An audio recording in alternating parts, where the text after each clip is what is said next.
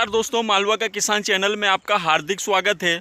अगर आप किसान हैं और मसूर की खेती करते हैं तो मसूर से जुड़ी हुई विभिन्न प्रकार की जानकारियां इस चैनल पर आपको लगातार मिलती रहेगी। तो आप पहले हमारे चैनल को सब्सक्राइब कर दीजिए ताकि हमारे चैनल का जो नोटिफिकेशन है वो आपको मिलता रहे और हमारा जो वीडियो है आपको आपके मोबाइल की होम स्क्रीन पर मिलता रहे। तो पहले लाल बटन दबाकर मोबाइल चैनल को सब्सक्राइब कर दीजिए ताकि हमारा जो वीडियो है आपको मिलता रहे। तो करते हैं दोस्तों आज के वीडियो की शुरुआत।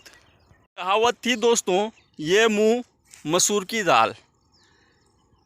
तो क्या कभी ये मसूर की दाल इतनी महंगी हुआ करती थी कि इसके ऊपर इस प्रकार की कहावत चली? क्योंकि ये कहावत पहले के समय में मसूर की खेती बहुत कम की गई होगी या बहुत कम की जाती होगी, तो मसूर उस ज़माने के हिसाब से बहुत महंगी रही होगी। हालांकि आज भी मसूर जो है लगभग ना ज़्यादा हाई है ना ज़्यादा कम है, लेवल में है और किसानों को भी इसकी खेती करना पूर जाता है। एक औसत आमदनी मसूर दे देती है खर्चा काटने के बाद।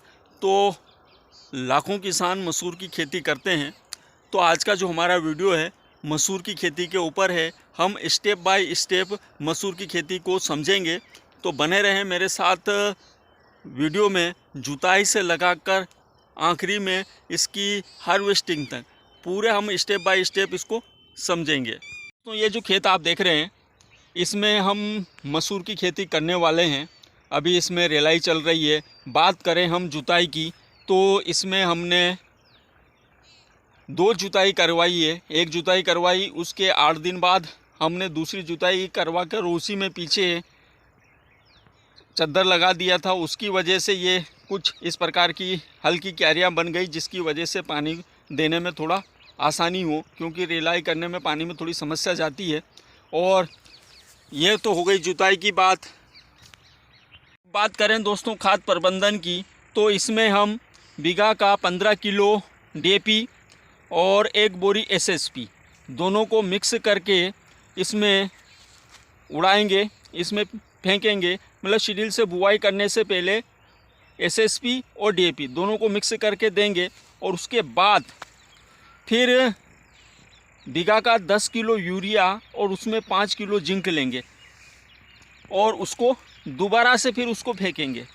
दोस्तों जिंक यहाँ पर इसलिए दिया जाता है, ये जो खेत है इस खेत में ये तीसरा साल है जिंक दिए हुए। जिंक से होता क्या है कि अभी इस समय हमारे खेत सही से तप नहीं पाते, उसकी वजह से कहीं ना कहीं मॉइस्चर रह जाता है और ये जो पत्ते हैं ये भी जैसे ही सड़ते हैं तो जैसे ही इनकी जो शुरुआती दौर होता है सड़ने का, उस समय कहीं ना कहीं फंगस आती है। तो और भी इसमें कुछ इस प्रकार के कीट होते हैं या जो कुछ भी मिट्टी के अंदर हैं जो कि हमारी मिट्टी में फंगस लगाते हैं, वो सब उसकी वजह से, जिंक की वजह से हमारी फसल में फंगस नहीं आएगा और भी उसमें कुछ भी जो कीट पतंगे हैं वो हमारी फसल को नुकसान नहीं करेंगे। तो यहाँ पर हम यूरिया के साथ जिंक देने वाले हैं और उसके बाद जब खाद उड़ा देंगे उसके बाद दोस्तों हम इसकी बुआई करेंगे।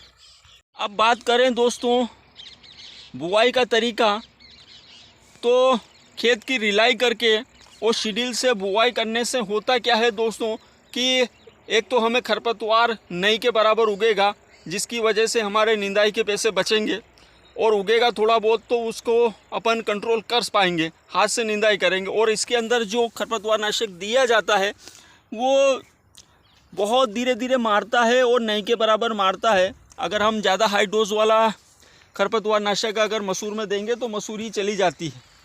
तो इसमें खरपतवार नाशक का उपयोग हम नहीं करें तो ज़्यादा बेटर है।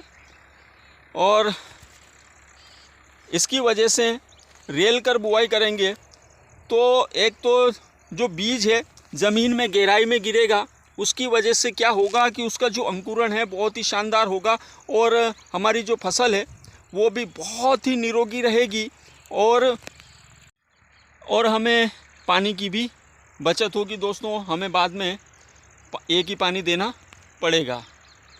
बात करें सिंचाई की तो अगर इस विधि से अगर हम बो रहे हैं, हालांकि आप छिटक विधि से बो सकते हैं, जिस विधि से आप बोते हैं उस विधि से आप बो सकते हैं।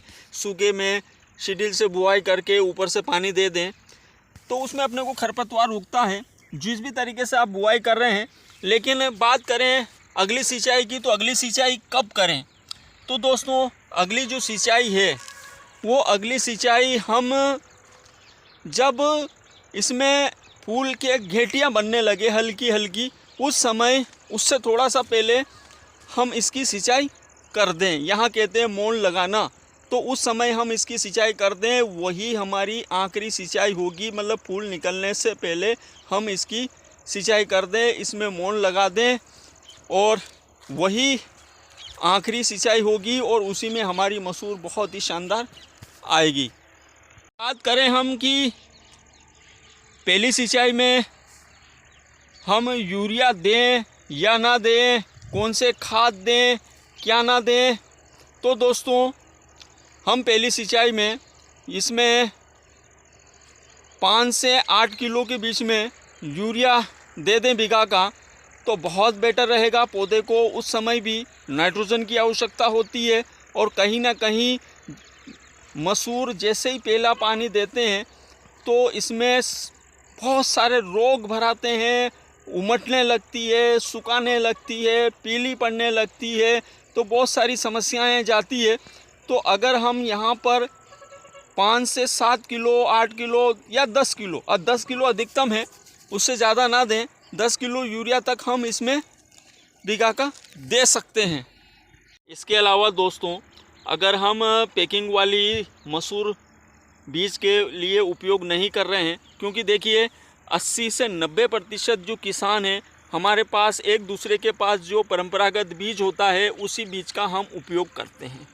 तो हम बुआई करने से पहले उस बीज को ट्राइकोडर्मा या कल्चर पाउडर या अनेक जो भी हैं फंगस से बचाते हैं, रोगों से बचाते हैं, है ना, तो उनसे अगर हम बीज को उपचारित कर लें तो ज़्यादा बेटर रहेगा, ताकि जो हमारे पौधों में उमटने की समस्या आती है वो कहीं ना कहीं ख़त्म हो जाती है।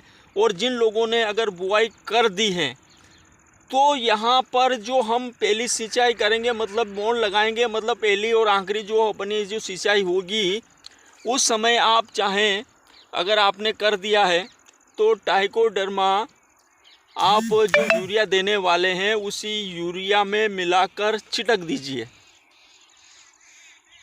बहुत फ़ायदा करेगा दोस्तों। या तो ट्राइकोडर्मा दे दीजिए या और भी कुछ जो सिंचाई करने से पहले जो उमटने वाली जो दवाइयाँ हैं या पाउडर हैं उनको आप यूरिया में मिक्स करके और आप पहले फेंक दें और उसके बाद सिंचाई करें दोस्तों, तो कहीं ना कहीं उमटने की समस्या नहीं जाएगी। हालांकि मसूर में लगभग ये समस्या बहुत बनती है, बहुत सूखती है, बहुत समस्या जाती है मसूर में। तो हालांकि इन चीज़ों से अगर हम बीज उपचारित कर लेते हैं तो हमें काफ़ी हद तक रिलीफ मिलेगा इस चीज़ से।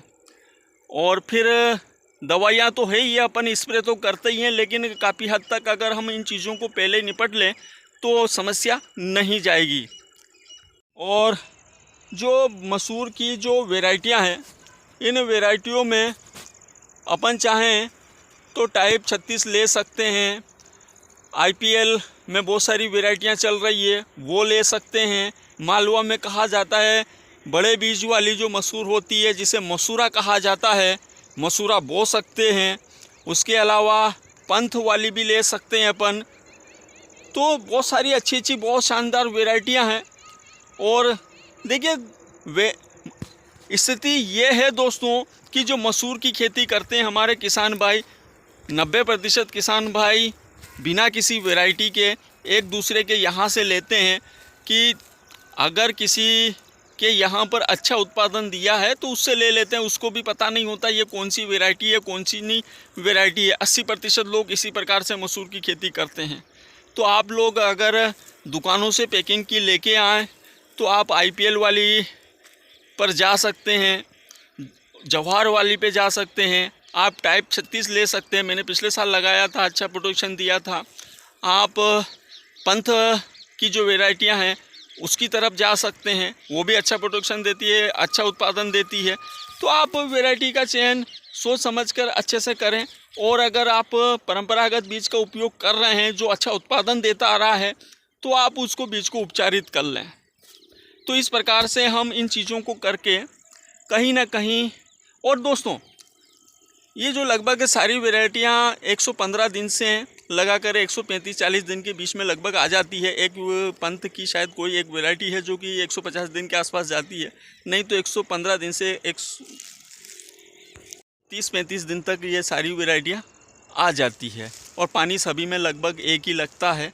जो हल्की ज़मीनें हैं, पत्थर वाली ज़मीनें हैं, वहाँ पर हो सकता है कि अपन एक सिंचाई और करनी पड़े, लेकिन यहाँ पर ये गहरी मिट्टी में, काली मिट्टी में एक ही सिंचाई की ज़रूरत लगती है। दूसरा पानी वो झेल ही नहीं पाती है। दूसरे पानी में तो खेल ही ख़त्म है उसका, वो एक एक हाथ लंबी हो जाएगी, बेलें चल जाएगी उसकी।